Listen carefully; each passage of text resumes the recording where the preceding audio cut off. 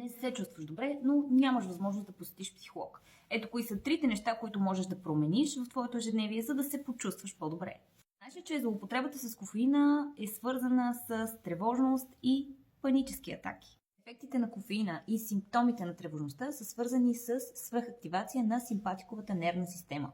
Това те прави да си нервен, тревожен, да трепериш, да не можеш да спиш.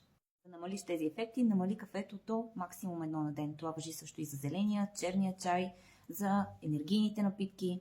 Ако прекарваш деня си затворен в офиса или пък вкъщи пред компютъра, то много е вероятно да страдаш от дефицит на витамин D, а той пряко влияе на психичното състояние.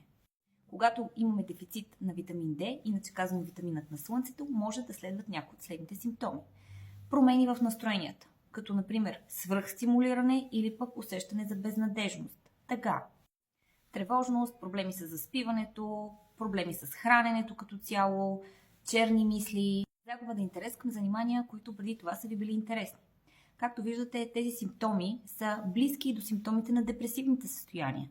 Така че може би не сте депресивен, а просто ви липсва достатъчно витамин D и не седите достатъчно на слънце.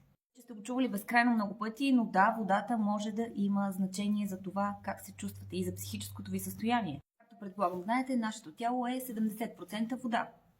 Нашият мозък пък е съставен от 75% вода. За да може да функционира правилно, ние трябва да сме достатъчно хидратирани.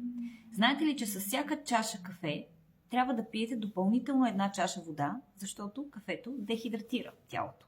Защо му е на тялото и на мозъкът вода? Ами поради редица причини. Част от тях са свързани с невротрансмитерите и с хормоните, които се освобождават. Те са пряко свързани с това как се чувстваме.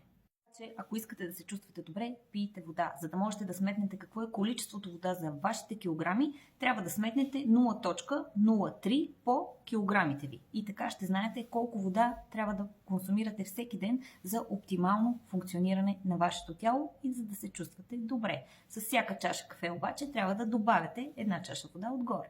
Така, това са някои ежедневни навици, които могат да ви накарат да се чувствате по-добре физически, но и психически. Днес реших да направя това видео, което е малко по-различно. Напишете в коментарите дали ви е било интересно и се абонирайте за още полезни и интересни видеа от психологията.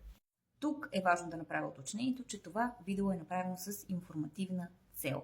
То не цели да ви гарантира, че следвайки стъпките, изложени в това видео, вие ще се почувствате по-добре.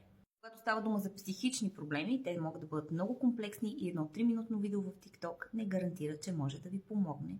А и най-добре може да го направи специалист, при който да отидете лично.